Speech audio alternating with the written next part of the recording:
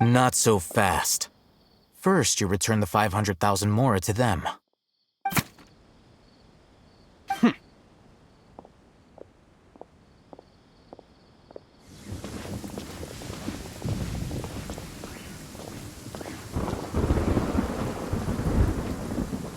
Dunyarzad, don't be scared. You don't have to cry. Huh? Who are you? How do you know my name? How do I explain this? You might not be able to understand, but actually, I know everything about you. Really? Of course. I know that you're scared of thunder, that you hate taking medicine every morning, and that you love counting the petals on your mom's skirt. Wow, you really do know everything. Dunyarzad, is there anything you want? Want? Not really. I can't go anywhere or do anything. Huh? But aren't you a child? All children have wishes. Tell me what you want, and maybe I can make it happen. But can you make my illness go away? Oh. I'm sorry.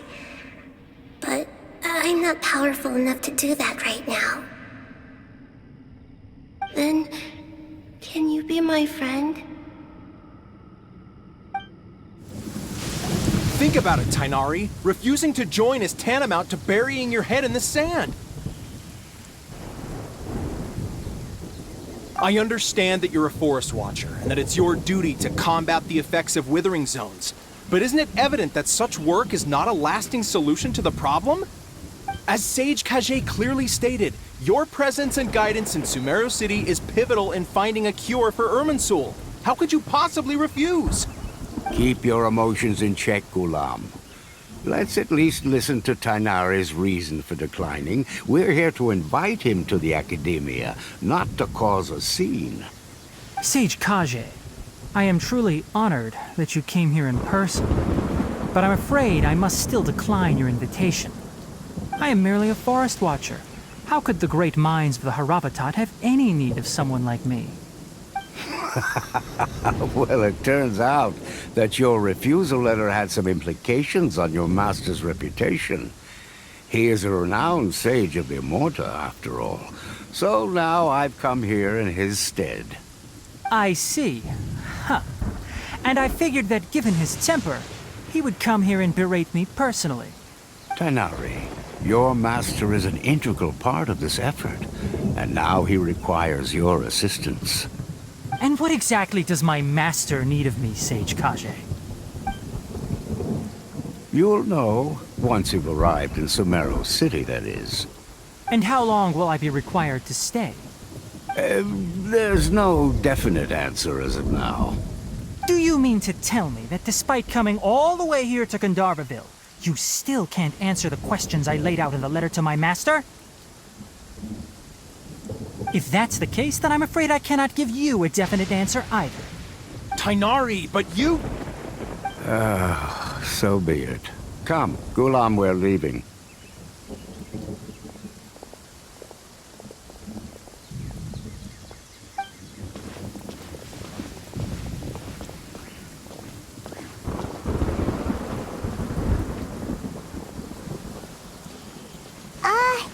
Tainari, what was that all about? It's nothing. Some people from the Academia wanted me to go to Sumeru City to assist them with a project, but I had to refuse on account of all my responsibilities here. But all that can wait. How did things go with Hypatia? It was quite the eventful trip, but the main thing is that she's safe and sound. She answered a bunch of questions for us, too. Very good. Now that the traveler has made a full recovery, there shouldn't be any reason for you to tarry here longer. I assume you will be heading to Sumeru City, correct? That's right! We want to meet Lesser Lord Kusanali and ask her for advice. Do you have Any idea on how we can find her? Sorry, I'm afraid I don't have any advice for you there. Well, do you at least know anyone we can try asking in Sumeru City? Let me think. My trips to Sumeru City have been fairly short, and most of my acquaintances are researchers. How about this? I'll write you a letter of introduction that you can give to a researcher I know. He's from the Amorta Darshan and is adept at gathering information. Asking him might prove worthwhile. Also, when you enter Sumeru City, you'll probably end up receiving something like this item here. I'm not sure if it will ever come in handy for you, but maybe you can give it a try. Oh? What is it? It's called an Akasha Terminal. It's a tool produced by the Academia that utilizes the legacy of Greater Lord Rukkhadevata. Some say that this very item is the basis of Sumeru's reputation as the City of Wisdom. Needless to say, this device and its usage fall under the Academia's expertise, so I'll leave it to them to show you how to use it. Great! Next up, Sumeru City! But wait, before that... That's right! Tainari, we have something important to say to Kale before we leave. Is she doing better now? Yes, she's doing much better. After being confined to her bed all this time, I thought a little walk would do her some good. Last I saw her, she was taking the path towards the North Crossing. She knew you two would be leaving soon, so she must have wanted to see you off. Thanks, Tainari. All right, let's go! Farewell, and good luck to you both.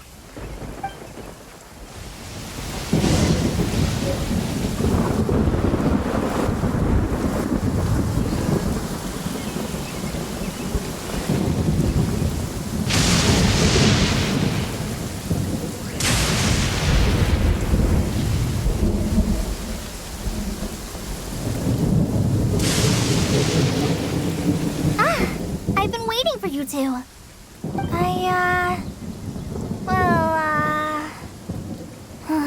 Never mind.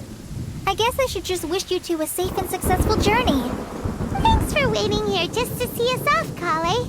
We're headed to Sumeru City. Don't worry about me. I can take care of myself.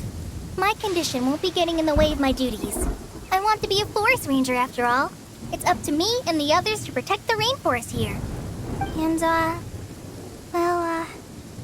I'm sorry. I should have told you both about my condition when we first met. I just wanted you two to treat me as a normal friend, not some girl that needs your sympathy. But I guess now I understand that the most important thing is for friends to be genuine with one another. There's no need to apologize, Kale. We should be thanking you for trusting us enough to be your friends and sharing your past with us. We're probably still gonna worry about your condition, but that's because we're friends and we care about you. Thank you. That means a lot. Before you leave, I have something for you. Oh? What is it? It's my recipe for pita pockets. I told you that I'd give you a copy, remember? My handwriting is a little, messy, so please don't laugh. Yay! Thanks, Kale. Now we can eat those scrumptious little pitas whenever and wherever we like. I hope that whenever you eat them, you'll both remember your time here in Gandharvaville. Well then, I, trainee Forest Ranger Kale, bid you both farewell. Please visit Gandharvaville again. The Rangers will always be ready to assist you here.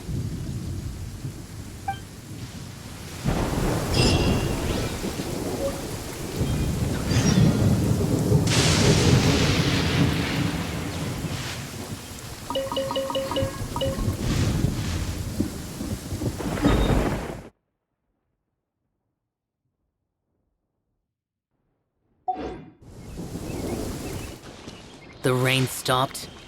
I don't concern myself with the weather.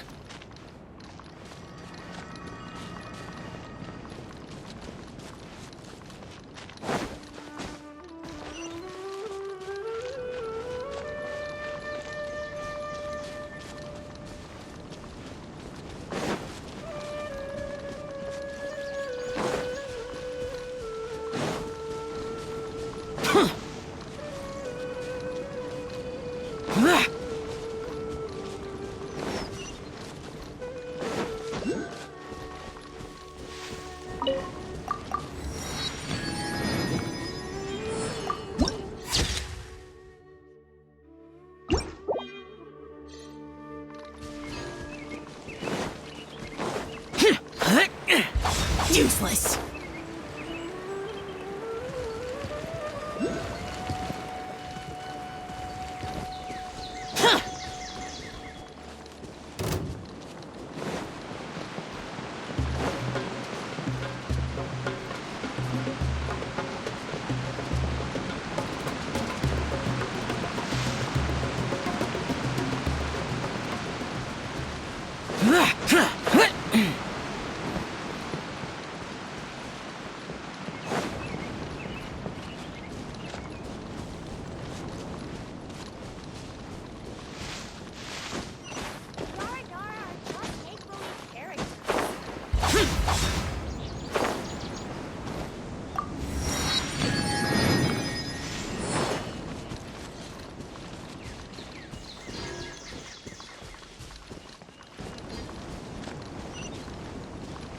I only take orders from my employees.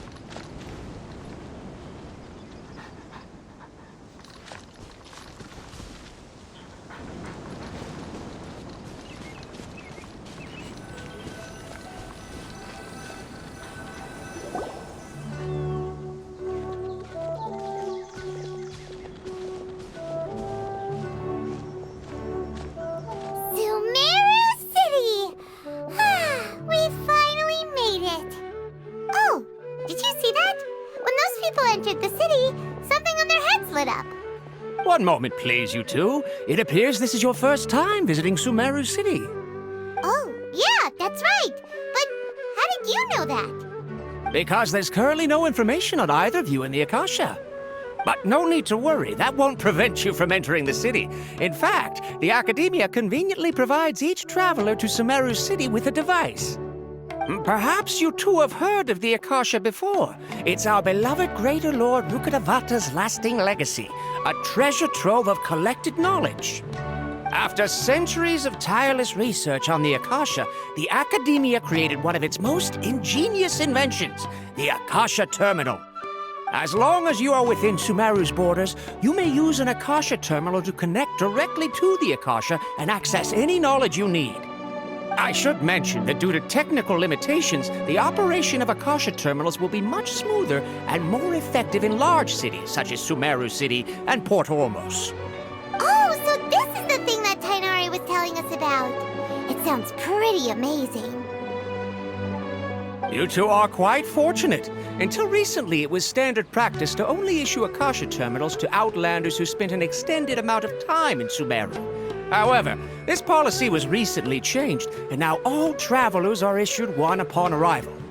Here are your Akasha terminals. Please handle them with care.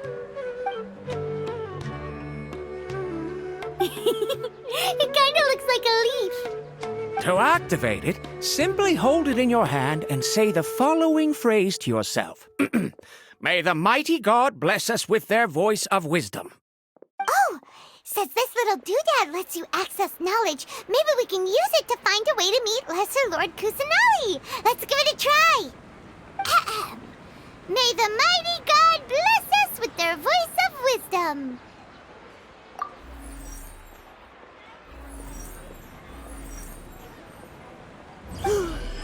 Whoa! Just now, something clicked, and Paimon suddenly knew how to use this thing. It seems all we need to do is concentrate on what we want to know, and bam! You get it. Oh, that'll come in real handy. Exactly. That is the power of the Akasha.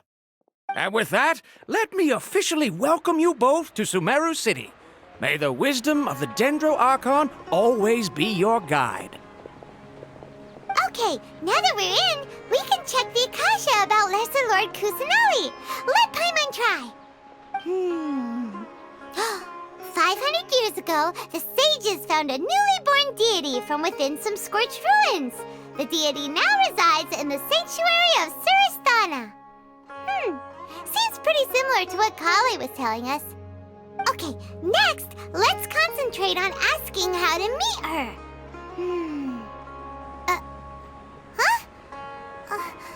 Paimon doesn't sense anything. The Akasha didn't respond to Paimon's question. Oh, come on! Ugh. Focusing on this question feels like when you have something you're trying to remember and it's on the tip of your tongue, but Paimon's brain is exhausted. Oh, smart idea. But what are you going to ask it?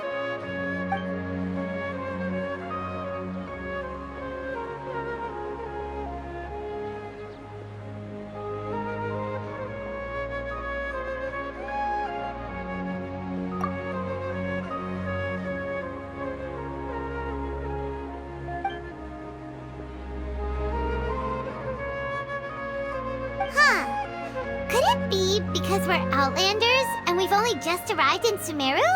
You know, maybe we're not qualified to receive an answer to this sort of question or something.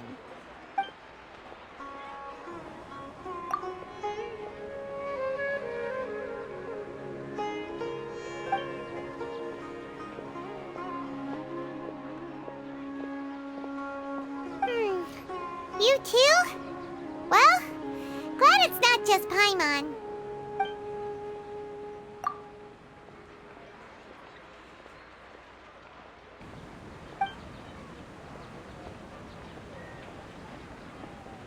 Uh-oh. Paimon's getting all teary-eyed all of a sudden. It feels like the people of Sumeru really missed their Archon. Well, seems no matter which way we try, we can't find anything that'll lead us to Lesser Lord Kusanali. Guess our only choice now is to try meeting with the researcher that Tainari recommended. He's from Sumeru and even has a position in the Academia. Maybe he'll be able to access more info from the Akasha. Let's see. Tainari wrote an address on the letter's envelope. Oh, it's not far from the city's gate. Watch out. Let's head over and have a look. Hopefully he's at home. Hello, are you Rohawi? Yes, that's me. Can I help you? Great! You see, Tainari sent us here and... What? Tainari? Please, there's no need to say anything, really. Sure, I admit that the article I published last month wasn't my best work, and maybe the data didn't produce the most convincing results, but... Here! This is a letter from Tainari! Oh, let me see... Oh! Ooh, what a relief. You two nearly scared the life out of me. So you two just have some questions for me? Seems even Tainari acknowledges my innate ability for procuring information. So, what is it you two would like to know? We want to meet with Lesser Lord Kusanali. Do you know a way we can do that? You mean you want to meet the Dendro Archon herself? This isn't exactly my area of expertise, but let me see what I can find in the Akasha.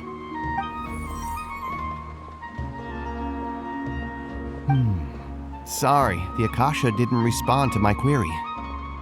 What? You too? But what about your abilities for getting information and all that?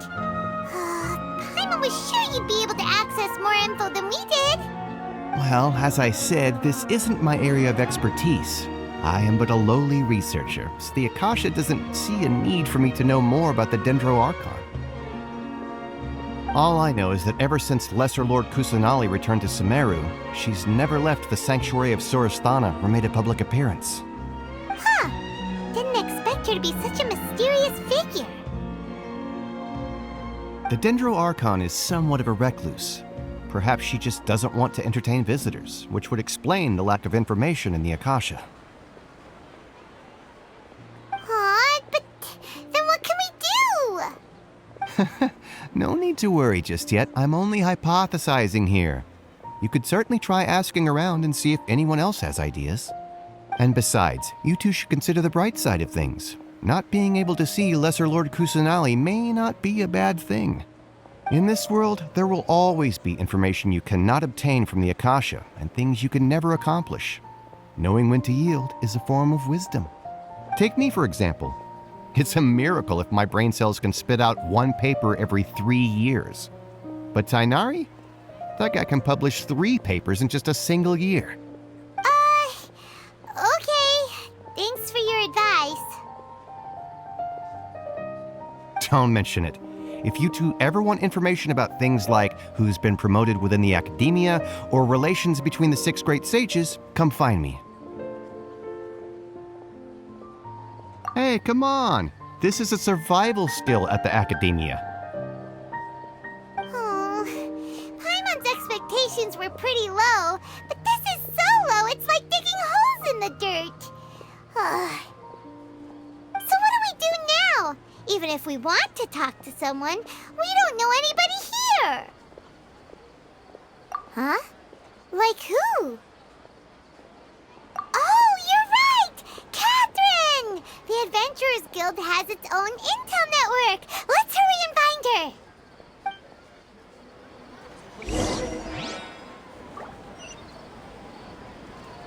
Watch out for pickpockets.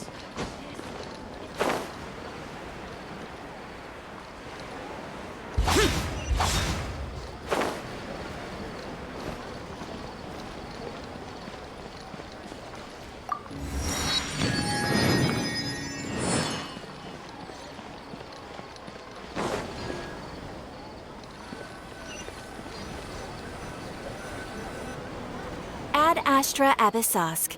Hello, Traveler and Paimon. Catherine, we need your help with something. Understood. The Adventurers Guild is always ready to serve you. With what do you require assistance? We want to meet with Lesser Lord Kusanali. Do you know a way we can do that?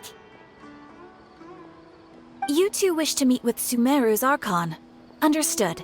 Please wait.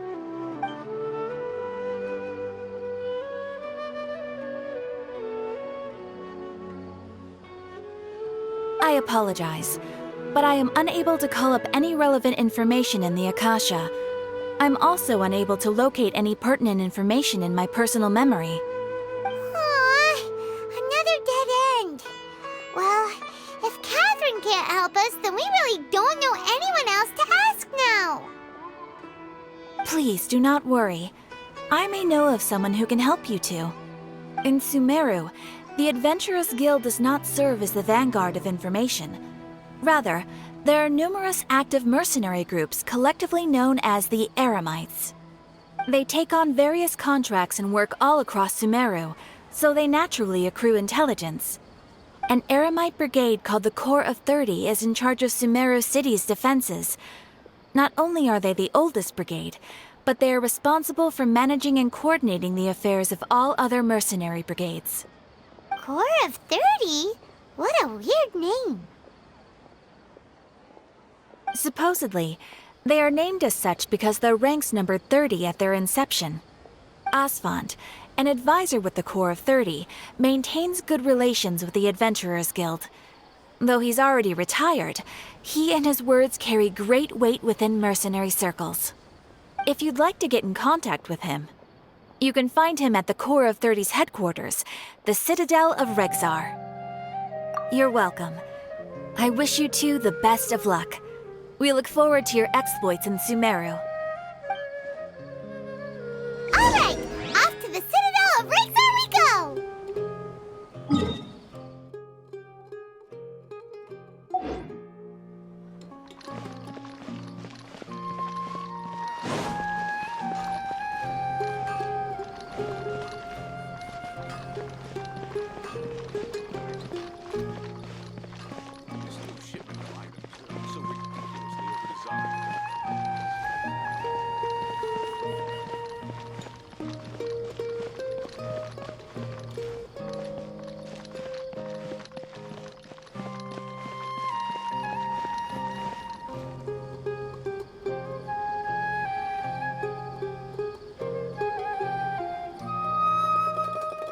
Welcome.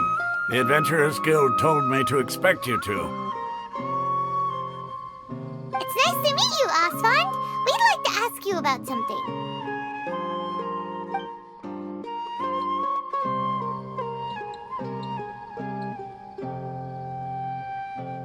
I see. So, Catherine's the one who sent you this way.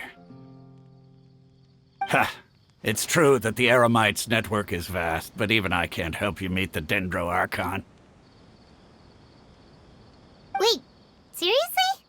That's it? Afraid so. The Eremites aren't terribly religious, so we don't know much about divinities. As far as the Akasha goes, we can access even less than you. We originally came from the desert. The gods there died off long ago. Since those days, we've used our own 2 hands to carve out a living. We don't beg gods for their aid. It isn't just us, though. If you ask me, I think most in Sumeru aren't interested in Lesser Lord Kusanali. Oh? Why's that? Just take the Academia, for example. They're the ones who truly rule Sumeru. Although they believe in gods, most of them only care for the late Greater Lord Rugadavada. In their eyes, she was the one who founded Sumeru and gifted us with the Akasha.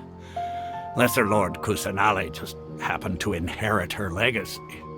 Because of the Academia's influence, most citizens are more familiar with Greater Lord Rugadavada and hold her in greater esteem. Not to mention that Lesser Lord Kusanali never makes an appearance, and the Academia never announces anything about her. As far as the people of Sumeru are concerned, she's just a god that exists. And that's all. Really? Aw. After hearing all of that, Paimon sort of feels bad for Lesser Lord Kusanali. Ha! But who knows? We're all just guessing when it comes down to it. Besides, I'm sure the God of Wisdom doesn't worry about her reputation among people like us. All right. Well, thanks for the info, Osfond. No problem. Always happy to help out the Adventurers Guild.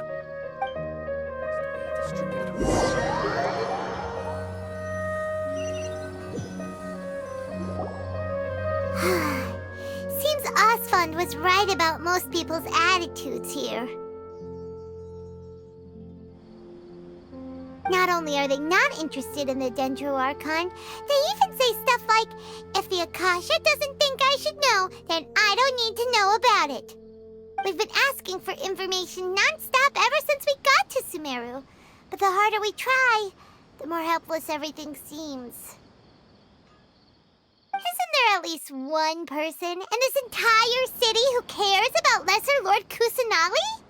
Oh, you two are interested in Lesser Lord Kusanali? Huh? Who are you? From the sound of it, you two are Outlanders who recently arrived here.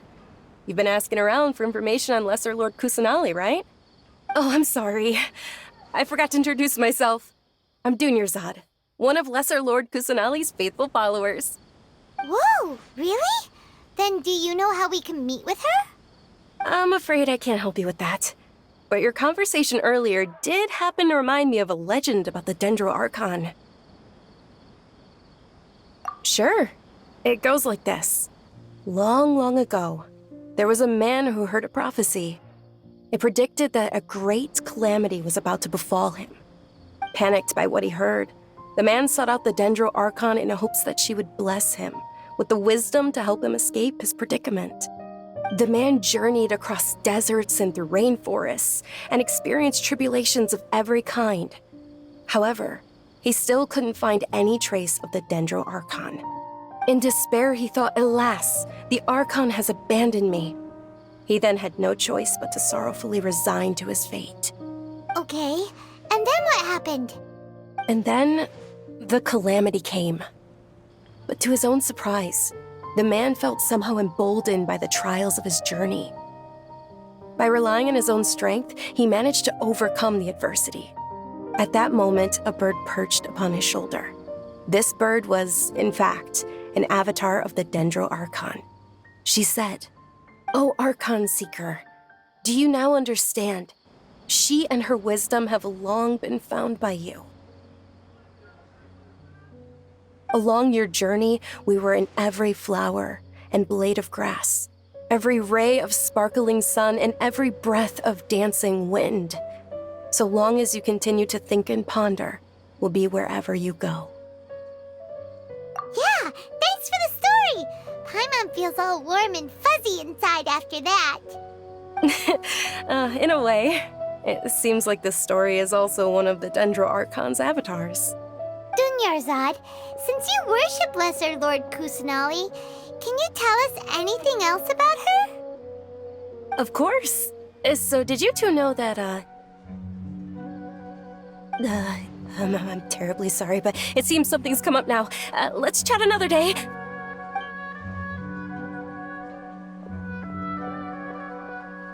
Hey, wait! What the heck just happened? It looks like they're searching for someone. Dunyarzad was acting super nervous just now. You think they're looking for her? This stinks! We finally managed to find a lead about Lesser Lord Kusanali! We can't let them get in the way now!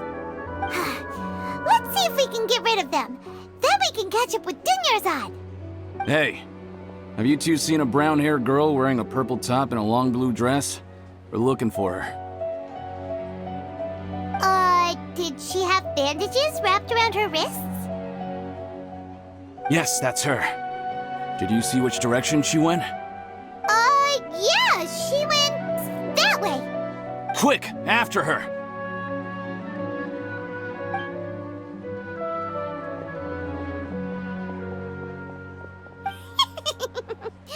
That should keep him busy for a while. Let's hurry and find Dunyarzad.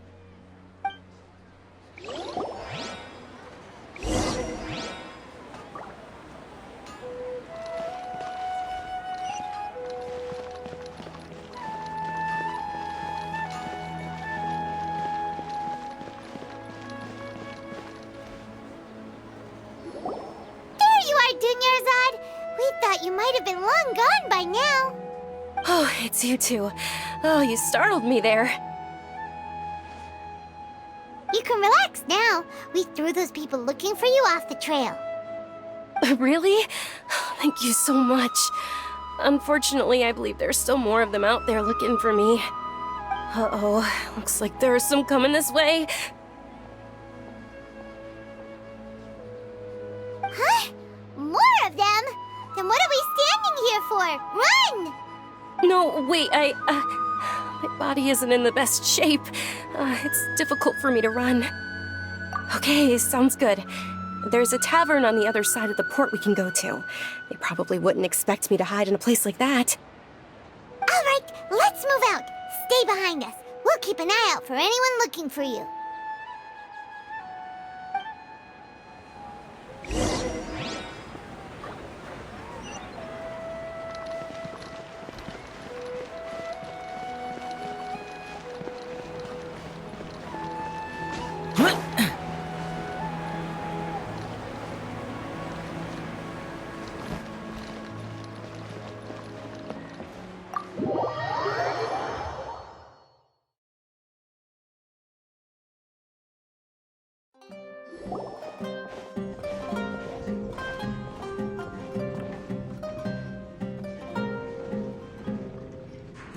We made it. Oh, they shouldn't be able to find us now. Wait! Stand down, Dia!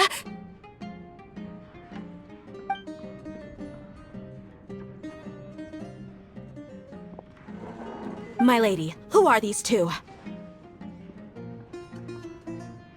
They're travelers that I met on the street just a moment ago.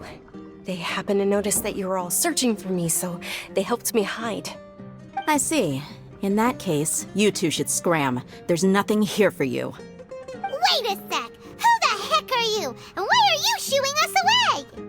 I'm Miss Dunyarzad's bodyguard, here to see that she returns home safe and sound. My lady, let's get going. You've been gone for so long that your parents are worrying themselves sick. And if I refuse to go with you? It'd be easier for the both of us if you cooperated. But if you insist on not going, then I'll have to carry you like a sack of potatoes. Hey! Dunyarzad already said she doesn't want to go back. Why are you still pushing her? Stay out of this. You don't understand the situation. Sorry, my lady. Even though I'm your bodyguard, your parents are my employers. I have to answer to them. How much?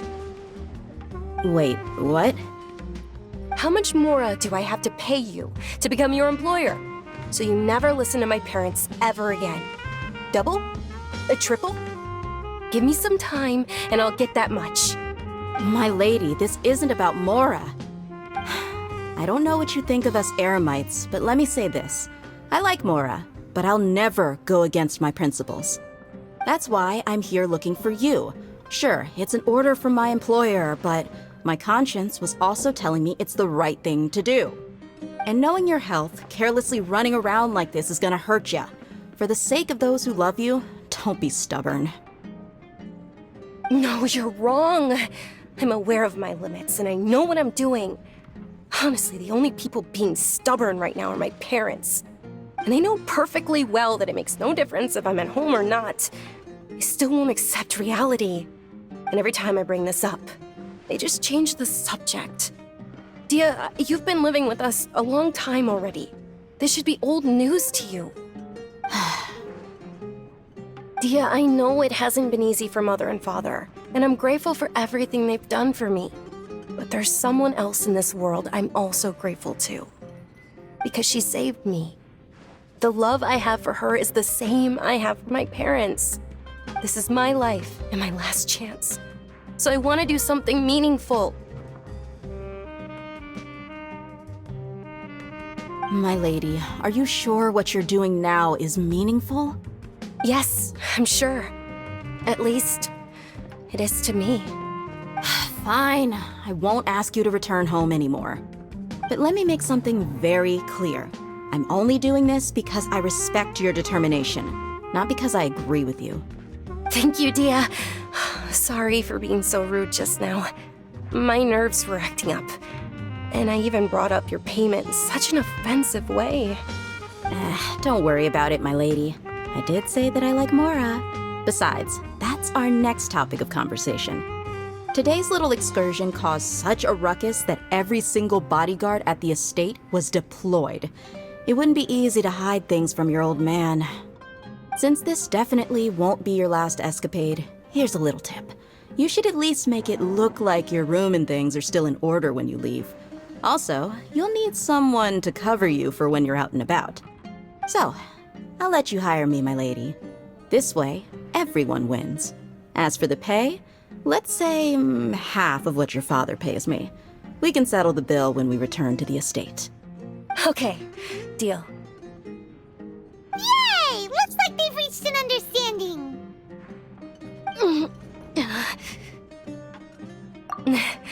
I'm fine, really. I just feel a little tired now that things have calmed down. My lady, stop trying to look tough.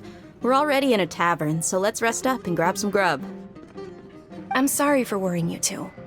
If you don't mind, I'd like for you to join us. Sure! After you rest up, we want to hear more about Lesser Lord Kusanali.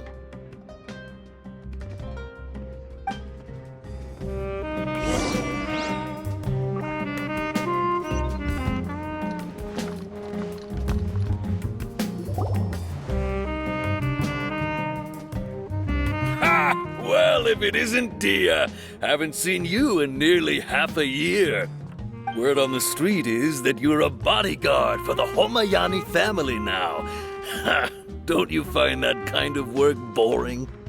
Nah, you get used to it. How about a menu over here? You got it. Huh? Isn't this little Miss Homayani herself? We don't get to serve personages like you very often. We'll be sure to prepare our very best. Thank you, sir, but there's no need. I don't have a lot of Mora on me, and I really ought to save as much as I can. But please bring these two the best food you have. They're my new friends, so I want to be a good host for them.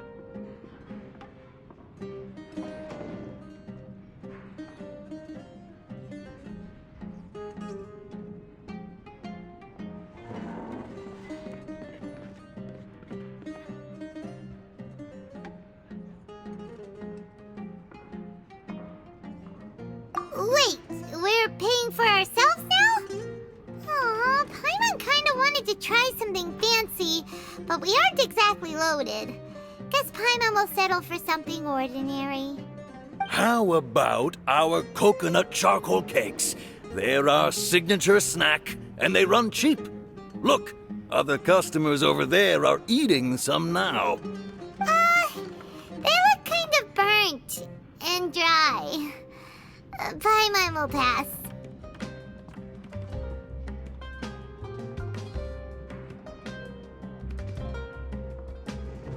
Hey, come on! Paimon has personal preferences too, you know. Dunyarzad, we asked a lot of people when we first arrived, and almost nobody was interested in Lesser Lord Kusanali. So, what made you want to follow her? Well, remember when you asked me if I knew how to meet the Dendro Archon? Even though I don't know how, I think I've actually seen her before. Huh? Really? Yes, it was when I was a child. At the time, my illness had kept me bedridden for the better part of a year. I was stuck inside and couldn't make any friends, and my parents did their best to find treatments for me. But even then, the Akasha didn't have any helpful information. My younger self no longer had any hopes or dreams. One flare-up was so bad that I was in a semi-conscious state for several days. Then one night, I woke up alone in my room. I was terrified. My body was paralyzed. Even if I cried, there was no sound. At that moment, an ethereal voice spoke in my mind. Dunyarzad, don't be scared. You don't have to cry. Dunyarzad, don't be scared. You don't have to cry. Who are you? How do you know my name? How do I explain this? You might not be able to understand, but actually, I know everything about you. Really? Of course. I know that you're scared of thunder, that you hate taking medicine every morning, and that you love counting the petals on your mom's skirt. Wow, you really do know everything. Dunyarzad, is there anything you want? Want? Not really. I can't go anywhere or do anything. Huh? But aren't you a child? All children have wishes. Tell me what you want, and maybe I can make it happen. But can you make my illness go away? Oh. I'm sorry, but I'm not powerful enough to do that right now. Then, can you be my friend? After that, the voice said, "Okay, I'll be your friend." Although my body was suffering during those days, that voice encouraged me and told me many wondrous things. Beyond my window was the flourishing Sumeru City. Beyond the city was a lush rainforest. And beyond that was the wall of Samiel, deserts, and all of Tevat. Once I finally made it through that bout of illness, I couldn't hear that voice anymore. I told my mother about it, but she said that I must have been dreaming. But I know that that voice wasn't a figment of my imagination. Before that, I had never heard of Tevat. Yes, for sure. If it weren't for that voice, I would have never grown curious about the outside world, nor would I have learned how to read and enjoy so many books. That voice sparked a desire for wisdom. It had to have been the Dendro Archon. I've been hoping for a chance to repay her kindness. In fact, I was running around today to help prepare the Sub-Zerus festival for her. What's the Sub-Zerus festival? It's Lesser Lord Kusanali's birthday, which was the day that she was found by the sages. It's actually an old holiday that originally celebrated Greater Lord Rukkhadevata's birthday. When she passed away, the holiday eventually became a celebration of the Lesser Lord's birthday. I heard everyone was overjoyed when they welcomed her back to Sumeru. In those days, the festival was a huge deal. But because of the Academia's influence, people have gradually lost interest in the festival. The Academia actively participates in Sumeru's many holidays dedicated to Greater Lord Rukkhadevata. But when it comes to the Sub-Zerus festival, Forget any funding. They practically act like it doesn't exist. Maybe they see Lesser Lord Kusanali's birth as confirmation of Greater Lord Rukkhadevata's death, so they're reluctant to celebrate it. Aw, but that's awful. It is. It's absolutely terrible. Sure, the Greater Lord founded Sumeru, but hasn't Lesser Lord Kusanali been the one quietly protecting us for the past few hundred years? Just remember that we're still out in public. Don't get too carried away now. I know that people over by the Grand Bazaar still hold the Sub-Zero's festival to this day, but I hadn't met any of them before, so I was never able to contribute. But recently, I made a friend there who also follows Lesser Lord Kusanali.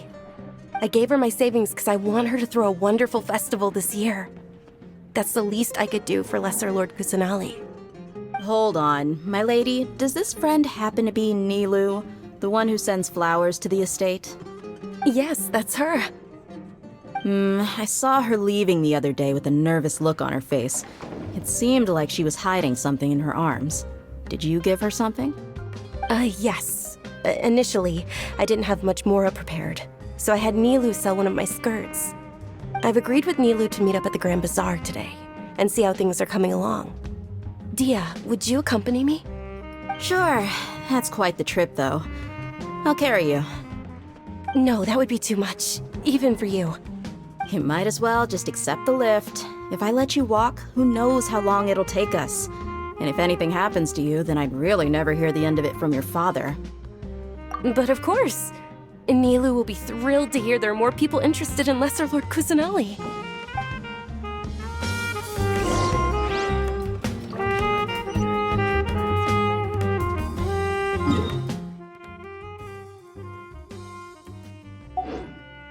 Your perspective is just tunnel visioning.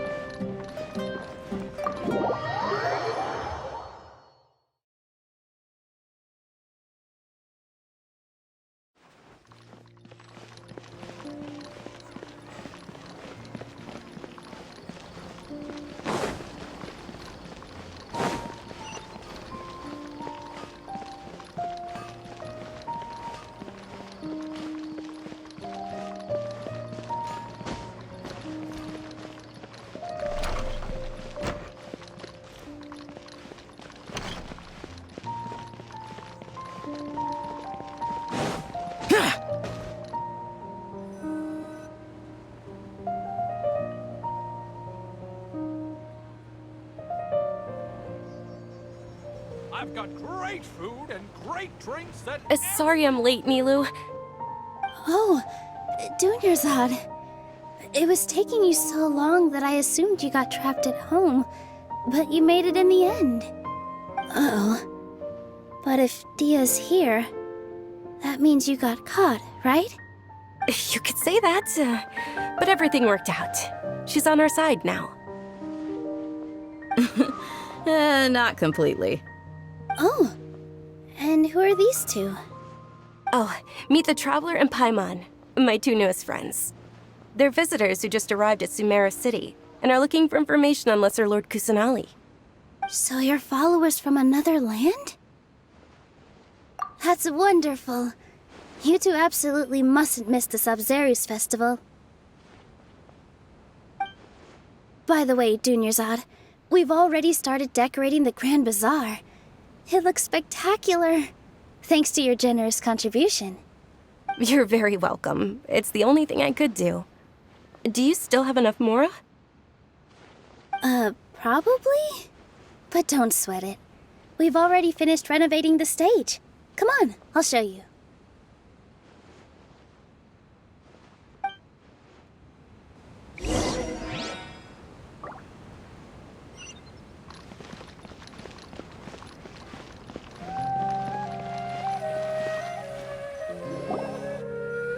Wow!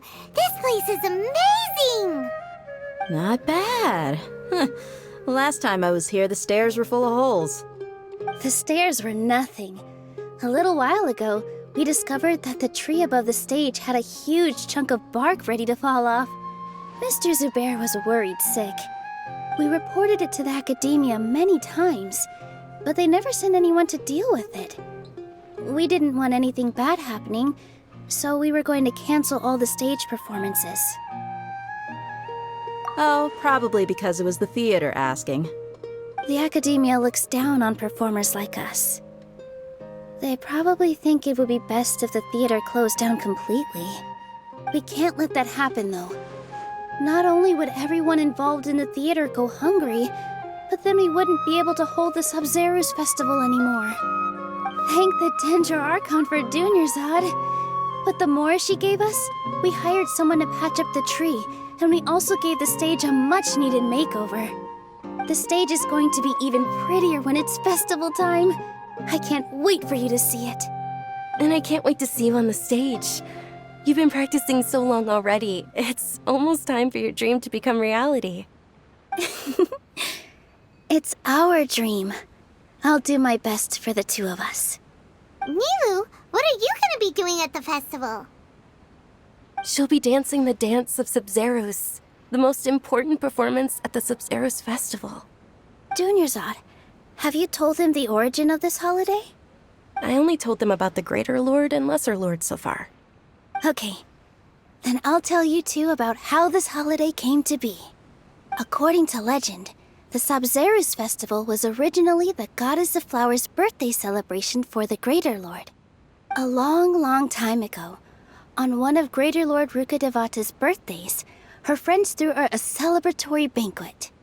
Some of the gods got drunk. One started playing music, and the Greater Lord started singing, so the Goddess of Flowers began to dance.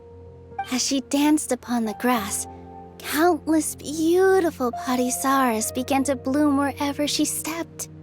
Those brilliant purple flowers became her dazzling stage. All the gods clamored, "Oh, if only time could stop at this very moment." Of course they did. When people mention the gods, they always think of the Archon War. But Sumeru's gods also had happy times. Although they aren't around anymore, they're preserved in our tradition of dance.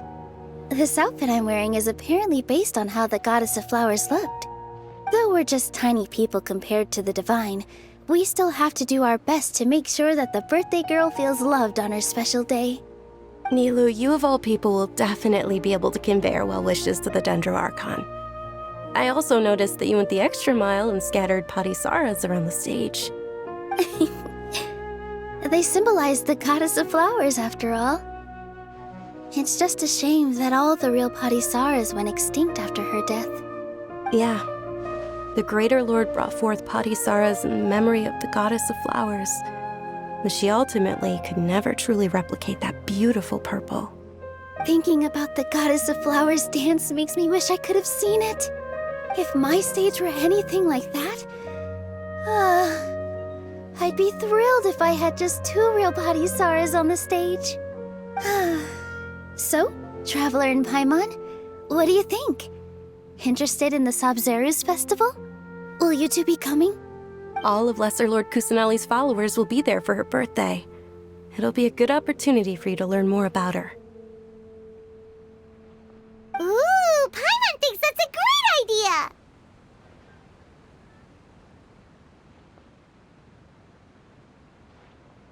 Hey, come on! There's nothing wrong with enjoying a festival. Besides, it's Lesser Lord Kusanali's birthday. She'll be happy to have more people who are celebrating it. So how about we all attend the Sub-Zeros festival together? Dunyarzad, let me show you which stage decorations we've picked out so far. Traveler and Paimon, if that doesn't sound interesting to you, then feel free to explore the area. Everyone at the Grand Bazaar loves Lesser Lord Kusanali, and we're all looking forward to the Sub-Zeros festival. In that case, we'll take a look around.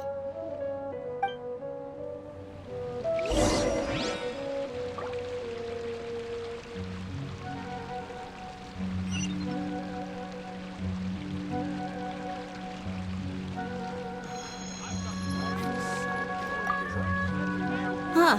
Revamping the stage for the festival couldn't have been easy, that's for sure.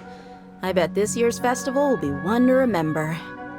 I don't know much about the Grand Bazaar, but I do know that the residents here have a penchant for song and dance. Two things that the Academia doesn't particularly approve of. Oh, and the perfume sold around here is a lot better than what you'll find elsewhere. The fragrances are longer lasting and they're gentler on your skin and... I mean, that's what I've heard at least.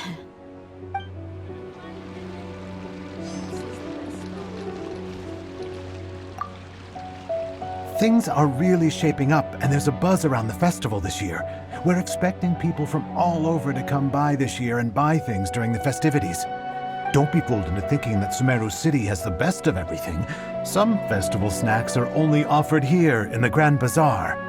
And when it comes to musicians, dancers, or singers, the Grand Bazaar's got the best of the best. Sure, those folks at the Academia might not like it, but what's a festival without song and dance?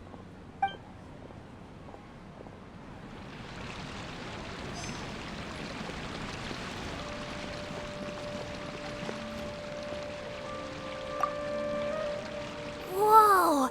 What's with your yellow hair? And why do your clothes look so funny? Are you an Outlander? Did you know that the Sabzeruz festival is about to happen? There'll be loads of fun things to do at the festival. But the best part is when Ferris, the Knight of Flowers, passes out candy to everyone.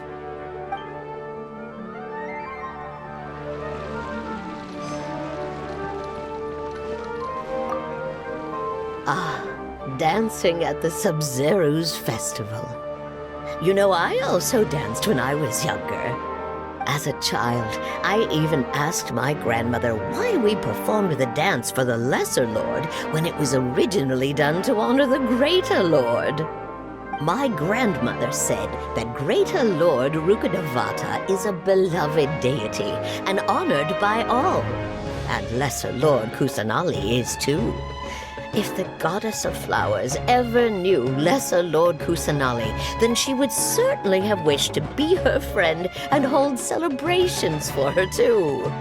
The Sabzeruz festival has been losing its appeal over the years. That is, until a wealthy benefactor stepped in this year and brought the festival back to life. I heard she forked out a lot of mora to make it all happen.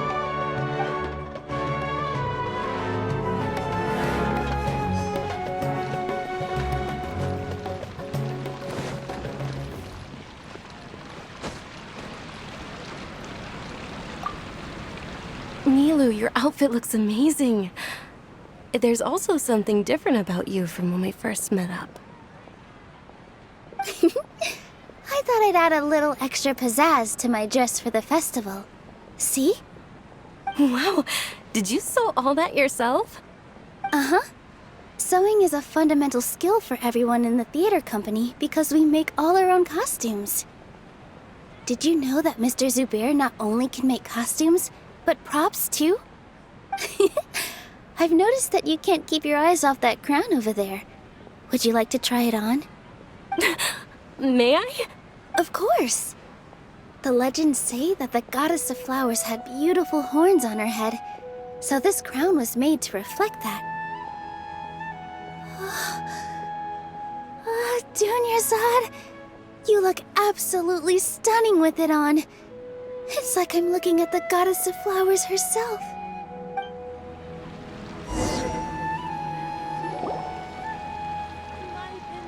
Hey! Is that who Paimon thinks it is? It looks like Catherine.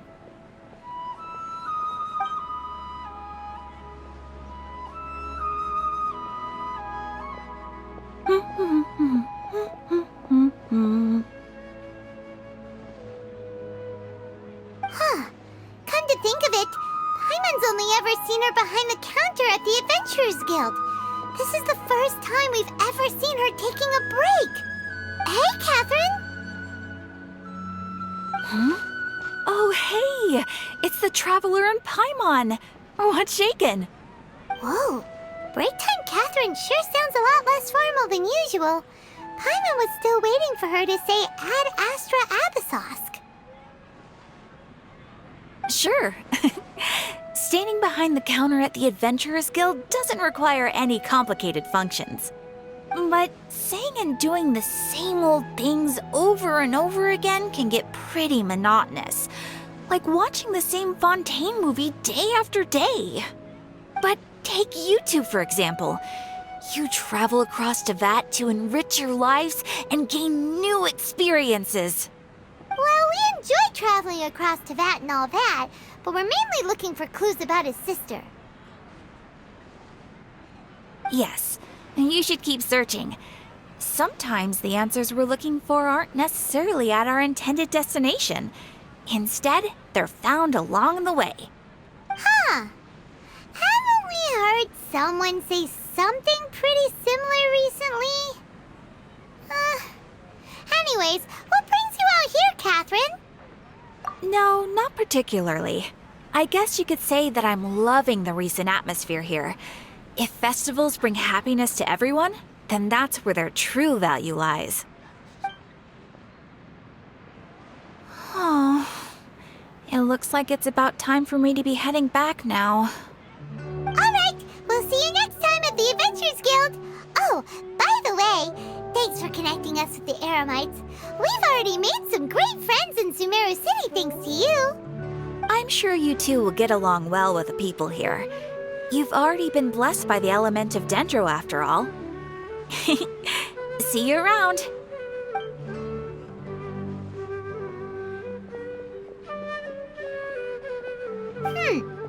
There's something really different about Catherine today. Hey, traveler. Paimon. Oh, hey, Dia. What's going on? I've got something to tell ya. My lady knows you're looking for ways to meet Lesser Lord Kusanali, and she's been trying to come up with a way to help you. Well, I have an idea that might help. Are you serious? We'd love that! It might not necessarily pan out, so don't get your hopes up too much.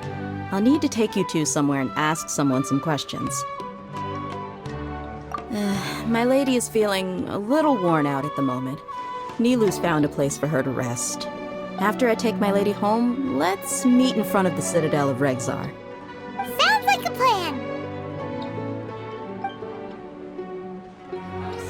Let's head over to the Citadel of Regzar and wait for Dia!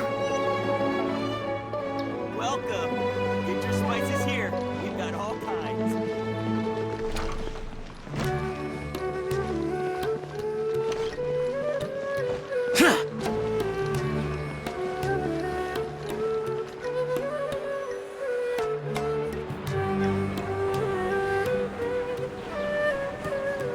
Sorry, I'm late. It took some convincing for the master and mistress to believe that Miss Dunyarzad was only sitting in the port for a while because she was in a bad mood. Anyway, I guess I should be thanking you. I haven't seen Miss Dunyarzad that happy in a long time. If it wasn't for you two, she probably would have been caught and dragged back much earlier.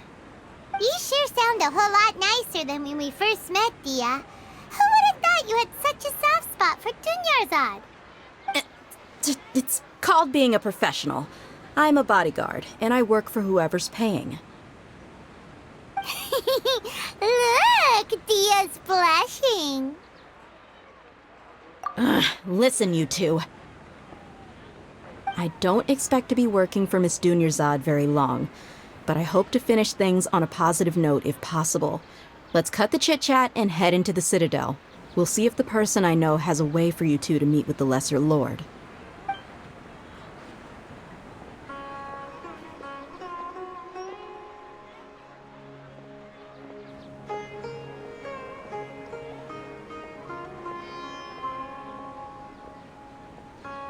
Oh, hey, Chief.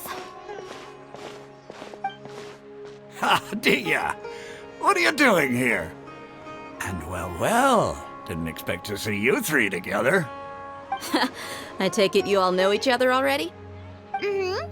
We met this morning after the Adventurers Guild pointed us to Ozfon for more info. No kidding. So, where's Ruksha? I thought I'd help these two out by asking about the theft. Anything you can tell him? Ruksha's gone over to the Academia. The Grand Sage recently ordered Sumeru City to begin bolstering its defenses, so people from all over have been called back to the city. Since you've already mentioned the theft, I suppose I might as well tell him what we know. Appreciate it, Chief. Theft?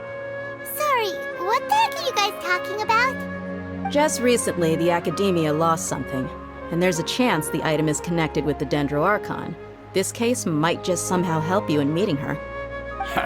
I suppose that's one way to look at it. But if you ask me, the case is more about the Academia than anything else. Let me fill you in. The Academia recently sent a convoy to pick up an important package from Aru village. Word got out, and the convoy was robbed on its way back.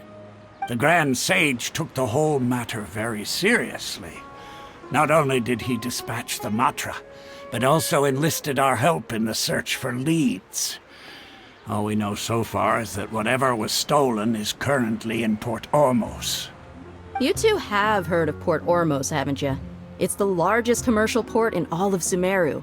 You can travel there by leaving Sumeru City and heading south along the river. The Academia's grip isn't long enough to reach all the way to Port Ormos, so the city's a little more laid back, meaning the population's also a mixed bag. You never know who you'll meet there. Apparently what was lost has a great deal to do with the Akasha, knowledge, and even the gods. I'm afraid I don't have any other details for you, though. If you're interested, maybe you could head to Port Ormos and ask around yourselves. If you want my advice, try introducing yourselves as students of the Academia once you're there. Are you serious, Chief? All the Academia students are in Sumeru City, you know. Why should they pretend to be students in Port Ormos? If you're also interested, just go there and see what happens.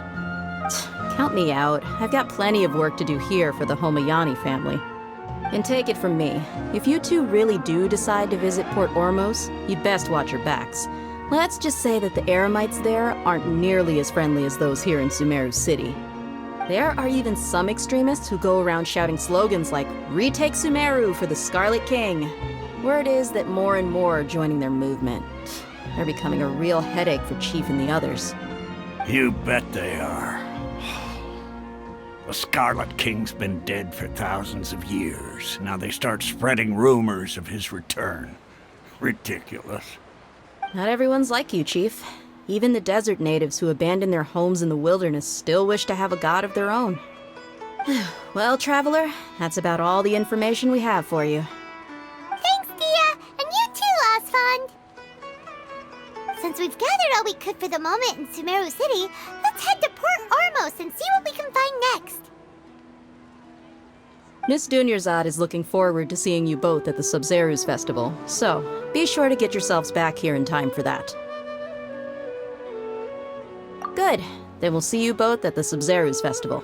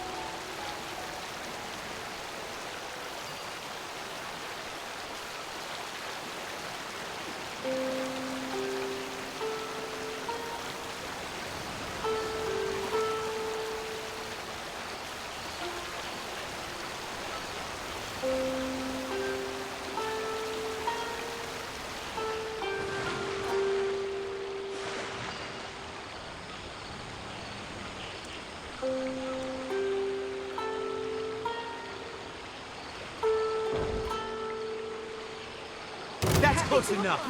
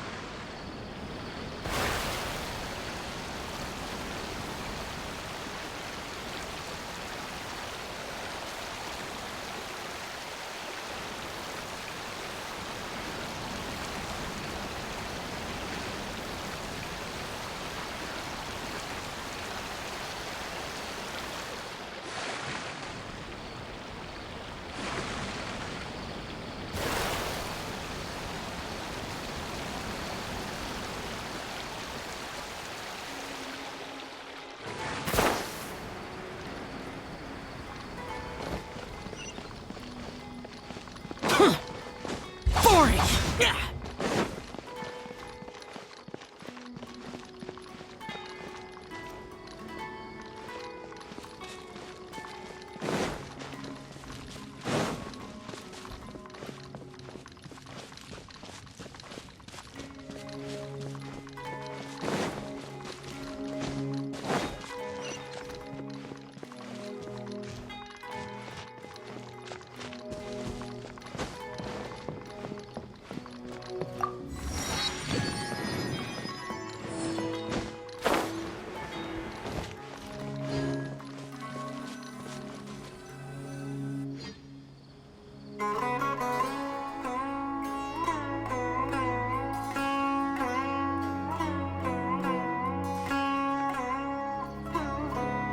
Come and have a good look yourself. Traditional spices of the highest quality, made with pride and experience. You've got a deal. I can't thank you enough for always looking after my business. Believe me, I'm not making this up. Several Eremite mercenary groups are nearly in open conflict, but does the core of 30 care? And that's not all. Did you know that... Wow!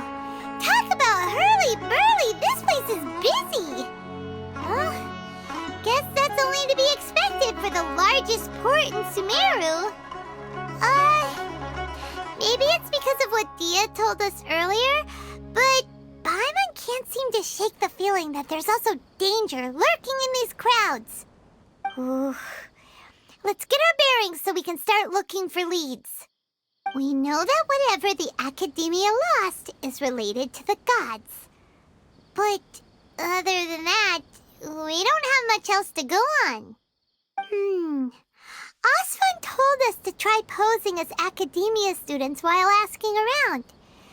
Paimon checked the Akasha on the way here, and the Academia doesn't seem to have any research facilities in Port Ormos. Paimon doesn't get it. Won't we look even more suspicious going around saying we're Academia students and asking about the stolen item? Well, given all the people that come through here every day, if there's any information to be found, Paimon bets we could find it in the market. Let's ask around and see what we come up with.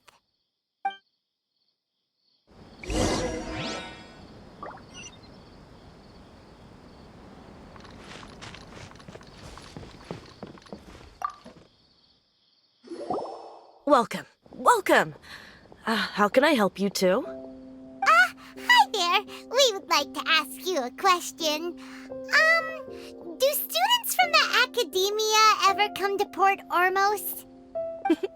Of course. Especially around this time of year. Students from Sumeru City that are about to graduate often come to Port Ormos to cut loose a little.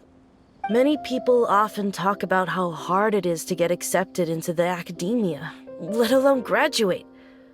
But those who finish their studies and go on to become full-time researchers at the academia have it even harder. Sure, we may not be Sumeru City, but Port Ormos offers beautiful scenery and a stress-free environment.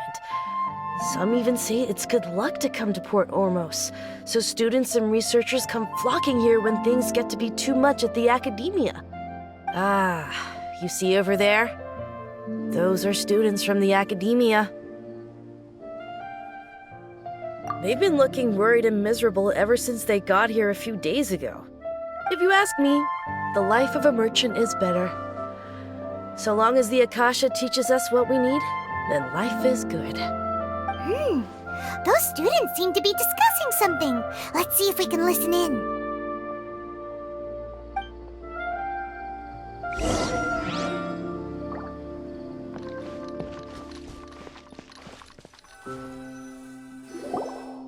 It's no good.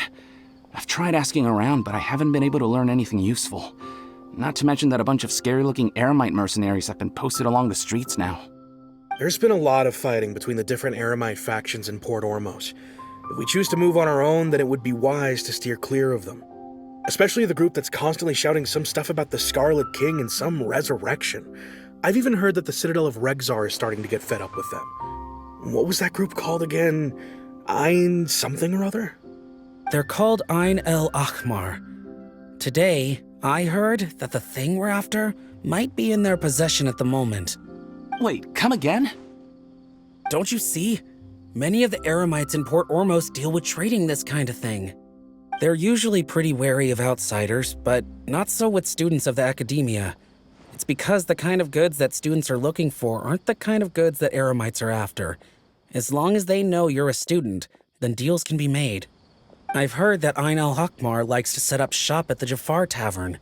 Supposedly, if you're willing to part with 500,000 mora, they'll give you info on anything. Wait, did you say 500,000? If information alone costs that much, then how could we ever afford to buy what we're looking for? I guess we might as well give up on trying to graduate this way. I wouldn't worry too much. Our field of research is very niche. Who else could possibly be after that kind of shady knowledge? I bet it's practically worthless to anyone aside from us. Well, I guess that makes sense. Then the only thing left for us now is to find a way in. Why don't we all just pool our money together and pay for the information?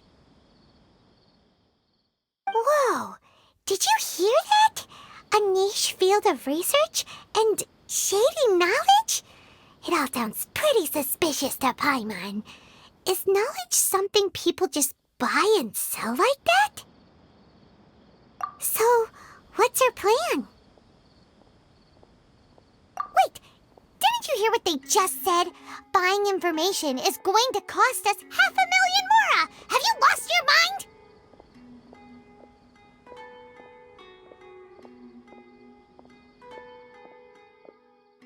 Oh, all right. Paimon never thought she'd agree to parting with that kind of mora. But if you know what you're doing, then we should give it a shot. Out of all my commissions, I enjoy making jewelry for newlyweds the most.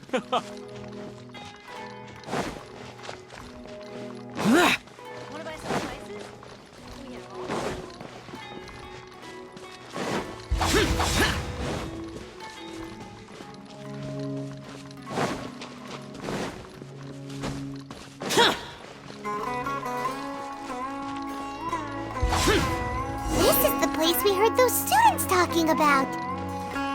Let's find a seat somewhere and see if we can spot the group.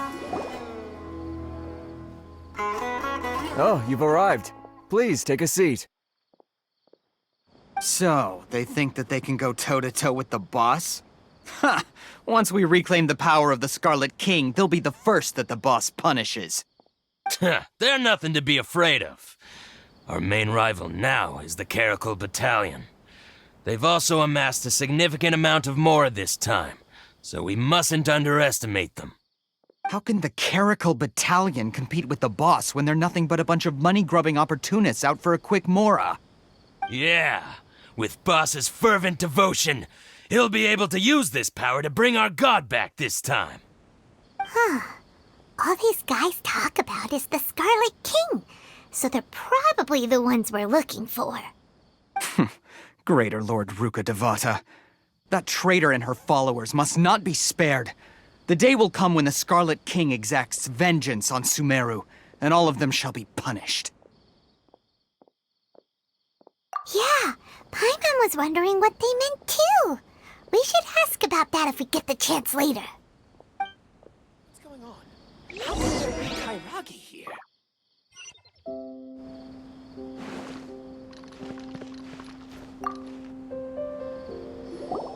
Huh? Who are you? What do you want? A traveler? Now's probably not the time to talk about that. Didn't the students say Eremites are wary of outsiders? A student? What's a student from Sumeru City doing in Port Ormos? Ah, well, if it's info you want, you've come to the right place. The question is, can you afford it? Huh? What is this, some kind of joke? Oh! Sorry! He must have grabbed the wrong amount! Hey, what do you think you're doing? Oh, Paimon can't stand to see so much more go. But there's no other choice right now. Here, this is the merchant's address. Whatever you're looking for, you'll find it there. Hmm? Well, what are you waiting for? Oh, that's right! We heard you mention the Scarlet King just now. We're actually interested to know more because we're, archaeology students! Fine. Since you've already handed over the Mora, I guess I can throw in a little extra info. As you can see, members of Ain al-Ahmar are devout believers of the Scarlet King. Years ago, the Scarlet King founded the great desert nation that was our homeland. It was an advanced civilization, far beyond anything you'll see in present-day Sumeru. The Scarlet King was the rightful god of wisdom, but he was betrayed by a companion he trusted. She even stripped him of his title, God of Wisdom. So, you mean the traitor was... Greater Lord Ruka Devata, yes. That shameless wretch destroyed the Scarlet King's civilization, and our ancestors were forced to flee to this land where we were made to suffer the tyranny of our enemies. Furthermore, she conspired with the Academia to cover up the truth of her actions, and create the merciful and benevolent facade for which she is now known. Ugh, just thinking about it sickens me. But the story doesn't end there, oh no. The Scarlet King isn't truly dead. The voice of the Oracle has been heard in the desert, prophesying his resurrection. Mark my words, our god shall return. And when that day comes, all followers of the traitor and all the desert dwellers who have forgotten their true god will suffer retribution together. If what I'm saying makes you shiver with fear, it might not be too late for you to become a believer of the Scarlet King.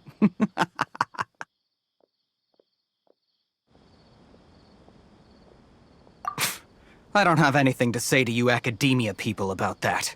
I think this conversation has reached its end. Not just yet. This man is a fraud. Huh? You again? Deranged Academia lunatic. Yes, it's me again. I already warned you that if you weren't willing to sit and discuss things with me, I'd take measures to make things uncomfortable for you. Listen to me. That address he gave you is fake. Or at least, you won't find a merchant waiting for you there. This group has been boasting all around that they can provide information on a certain item as a means of luring people into their territory. Once you show up, they keep up the act until they have hard evidence that you want to purchase said item. Then they use that to squeeze you for all the Mora you're worth. Hey! Shut it, Alhaitham! What are you playing at, trying to ruin our business like this, hmm? I told you the other day. I wish to discuss my terms with your boss. Ha! The boss made it perfectly clear that he won't negotiate with you. Yes, and in no uncertain terms. But that was then. it does not preclude him from changing his mind in the future. I'm warning you, don't push us, or this could get ugly. We don't usually get rough with people from the academia because it just complicates things. For a lunatic like you, though, we might just have to make an exception. If you're suggesting that we escalate this from a verbal exchange to a physical one, I accept. After all, even the Archons used war to negotiate the ownership of Teyvat. If, on the other hand, we can't agree on any means of negotiation at all, then I'm afraid my next course of action will sting a little more than the mere following through of a few business deals. I will jeopardize the Eremite's reputation, which I know you value above all else. I am quite confident that if I began to take such action, your boss would willingly approach me himself. However, I fear that by then, some things will have happened that cannot be undone. Also, a word of advice. I suggest you tell your boss exactly what happened here today. Otherwise, he might blame you for not telling him in the future. What did you say?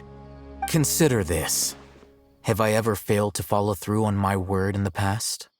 This guy is really out of his mind. Okay then. If you really have a death wish, let's meet a week from today. The pier in front of the Pharos Lighthouse, 4 o'clock in the afternoon, sharp. Don't expect us to hold back. Not so fast. First, you return the 500,000 mora to them.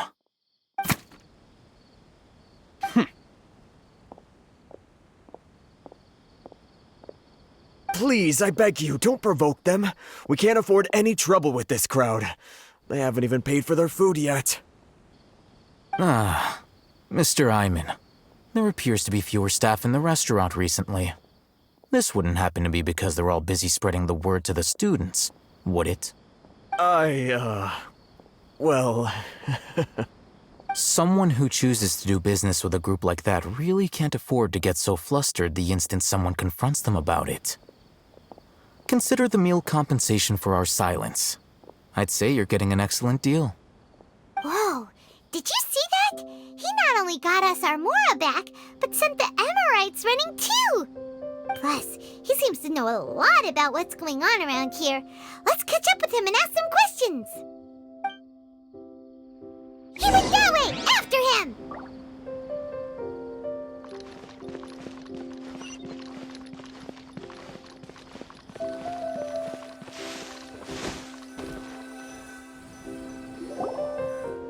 Wait up!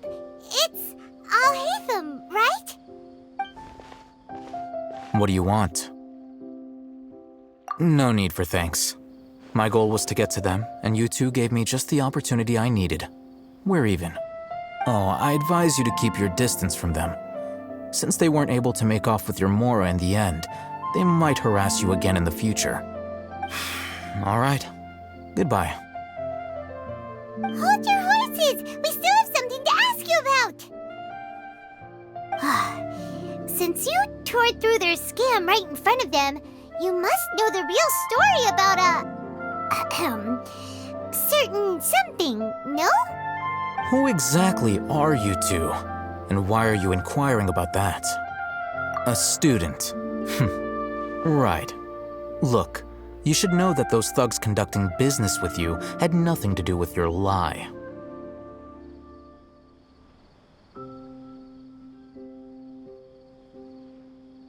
Huh? Oh, yeah! He's really strong! Weren't you saying something about a physical exchange? We can help with that. He doesn't even have a vision.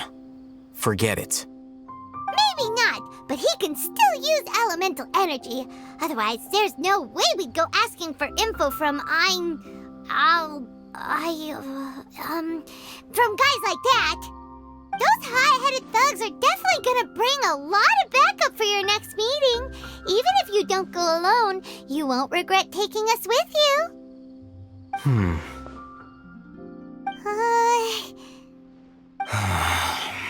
All right, I accept.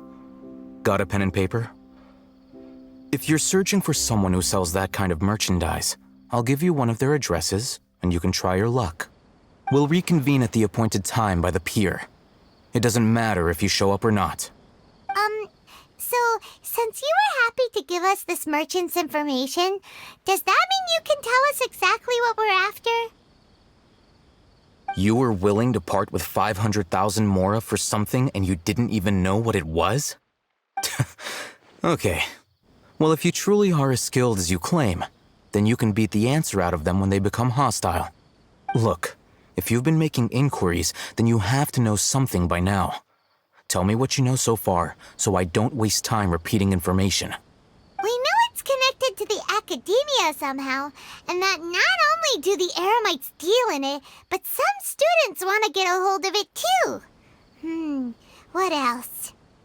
You know almost everything there is to know, but you're unable to compile this information because you've never seen the object before. This is what you've been looking for. Huh? Paimon can't tell what it is. It looks like some kind of ornament. This is a knowledge capsule. To put it simply, it's a vessel that can store a fixed quantity of canned knowledge. It's like a miniature Akasha. Anyone who links it to their personal Akasha terminal instantly becomes privy to its contents. Correct. Anyone. Unlike the Akasha, which heavily regulates who can access what information, knowledge capsules confer their contents without any requisites. That's amazing! It's essentially a convenient and harmless vestibule for knowledge. Unfortunately, it's illegal in Sumeru to privately possess or trade them. They were created as a means for scholars to transfer knowledge gained from Irminsul into the Akasha, and are intended to be destroyed immediately after use. But despite strict regulations, some of these knowledge capsules will always escape destruction. After all, there will always be those in this world who are dissatisfied with life as designed for them by the Akasha and wish to change their fate. Over the past century, a wide variety of canned knowledge has been leaked from the academia. Now, in Port Ormos, the valuable ones are a means to mora for the Eremites. Meanwhile, those which the Eremites deem to be useless to them occasionally prove useful to the common citizens and hapless academia students. Well, I think that about sums it up. Oh. So that's your true objective. With our current arrangement, I don't believe I can offer an answer. You're still resolved. Fine. Let's talk somewhere with fewer people.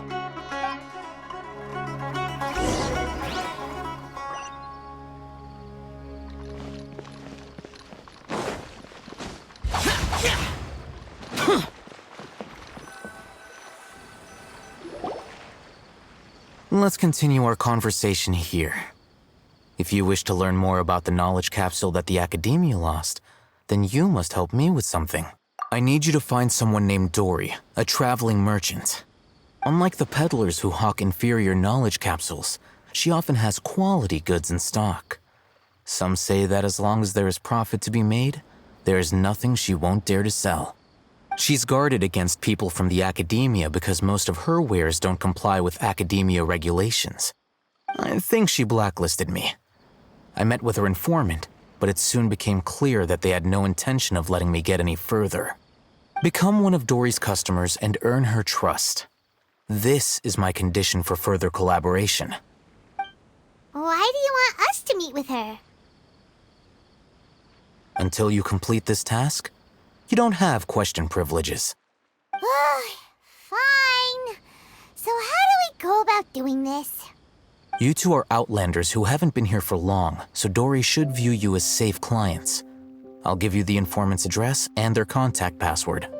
Beyond the password, though, I have no way of knowing what other tricks she might have up her sleeve. You'll have to improvise. This is kind of nerve-wracking. The true challenge begins after you meet her. She has a keen nose for mora and a shrewd eye for wares, and she only likes customers who she deems to have good taste.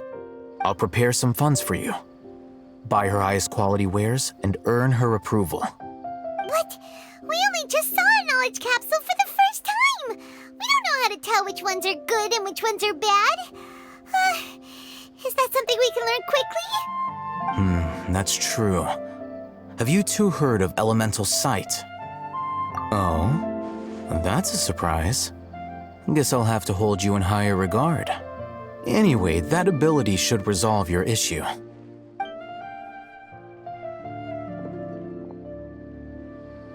Here are 2 knowledge capsules. Tell me, can you detect any difference in their quality?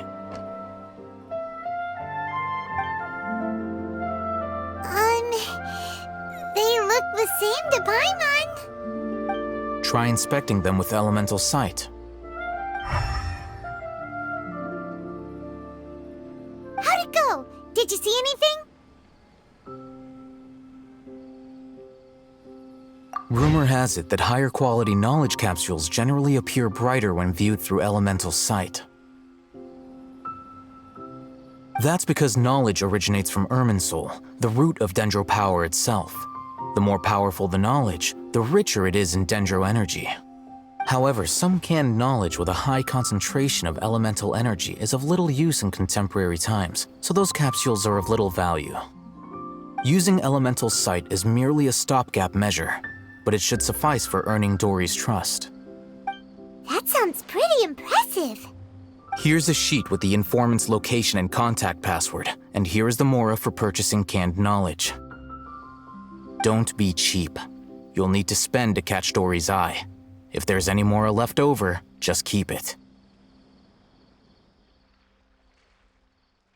Oh, and be sure to exercise some caution. There have been Matra present in Port Ormos lately. Your efforts will be for naught if they catch you. Matra? They belong to the Academia's regulatory body. They also handle cases of illegal canned knowledge transactions. Like I said, the Academia has banned both their trade and possession. The Matra are razor sharp. You're in for nothing good if they lock their sights onto you. If you two want to back out, now's the time. Okay, then we have a deal. If you succeed in your dealings with Dory, come find me at the Wikela Funduk. We'll have an open discussion then. Looking at what Al-Haytham wrote, Dory's informant is a trader near Old Ormos. Let's follow these instructions and try to get in contact with him.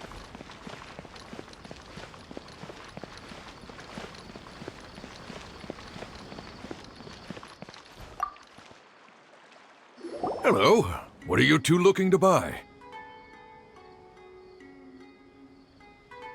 Wait, are you sure you're remembering that right? Paimon doesn't think it was that on the paper. What a unique palate. We have unripe hara fruits, but we usually keep them in the back. I'll have someone escort you. Following the paper got us past the first round. Ronak, these two want to buy unripe hara fruits. Show them to the warehouse. Got it. You two, please follow me. You two have a fascinating fashion sense. We haven't seen a customer wearing a Sumeru rose for quite some time. Hold on. Let me think. Sumeru rose means common merch. No, look again. We're obviously wearing morning flowers. Ah, my mistake. I do apologize. Whew. That pop quiz sure was scary. The warehouse is up ahead. Please follow me.